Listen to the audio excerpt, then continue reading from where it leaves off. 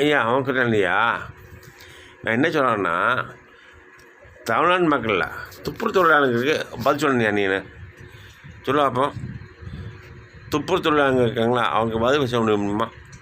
அது விடு. சரி, பாலம் கட்டினீங்க, பாலம் இடிச்சு போச்சு, இதுக்கு யார் போய் சொல்லுவா? என்னவே நீலாம் என்ன ஆட்சி நடத்துதா? உங்கள் தண்ணியா? நான் உங்களை தப்பாக சொல்ல வரல. நல்லவனே யாரோ அவனுக்கு அந்த ஆர்டரை கொடுங்க. அதாவது பாலம் கட்டணுமா அவங்களுக்கு அந்த ஸ்கெட்ச் பண்ணி அவருக்கு கொடுங்க. யார்? அந்த கான்ட்ராக்டு. சும்மா கண்டவனுக்கு போனவனுக்கு கொடுத்து நான் ரோடு போடுறதுக்கு ஆள் கிடையாது. ஆனால் நிறைய பசங்க இருக்காங்க, இன்ஜினியரிங் படித்த பசங்க இருக்கானுவோ, அவங்களுக்கு கொடுக்காம நீ பாட்டுக்கு உங்கள் கட்சிக்காரனை கொடுத்து கஷ்டம் இல்லையா? ஆனால் நீ எல்லாம் 5 வருஷத்தில் இத்தனை கொள்ளையடிச்சியா? நான் உண்மை சொல்கிறேன், நீ எல்லாம் வாழுவே சத்தியமாக சொல்கிறேன். ரொம்ப கஷ்டம். உனக்கெல்லாம் கடற்கரை இடமே கிடையாது. நீ கடற்கரை உட்காந்து படுத்து கடற்கரையில் உன் பையன் கேட்பான், ஆறு உதயாசாடி எங்கள் அப்பாவுக்கு கடற்கரையில் இடம் கொடுங்க 10 அதாவது கடற்கரையில் உனக்கு இடமே கிடையாது. இது மாதிரி சொல்ல முடியும்.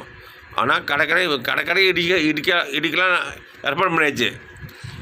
பேனா வச்சுட்டீங்களா? பேனா அப்பா மவனா நெல் கூட கட்ட முடியல வக்கில் அதை பயில.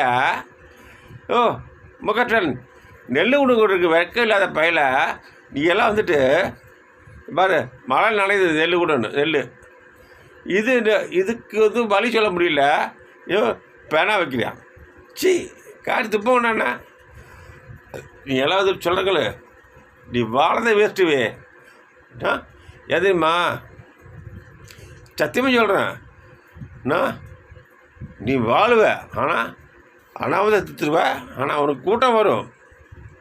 கடைக்கெல்லாம் உனக்கு இடம் கிடையாது. இதுக்கு மேலே நான் பேச முடியாது, நாளைக்கு பேசுகிறேன். ஆனால் அம்மா ஒரு தம்பி வந்திருக்கான், ஆட்சிக்கு வந்திருக்கான். அவனுக்கு ஏறிட்டு ஏகப்பட்ட பிரச்சனை பண்ணிகிட்ருக்க. அதை நிப்பாட்டிக்கோ. உனக்கு என்ன வேலையோ அதை மட்டும் பாரு. உனக்கு தில்லு இருந்தாக்கா நீ ஜெயிச்சு பாரு. இன்னொரு தம்பி வந்திருக்கான். அந்த தம்பி சினி ஆக்டரு, பேர் சொல்ல விரும்பல, சினி ஆக்டரு. ஆனால் அவனை எலெக்ஷனில் ஜெயிச்சு பாரு பார்ப்போம். பாருவே லூசு பேல சும்மா ஓவராக பண்ணிகிட்டு இருக்காருன்னா இதோட சாப்பிட்டு குளத்தாயிட்டு முடிஞ்சு போச்சு. பாய்.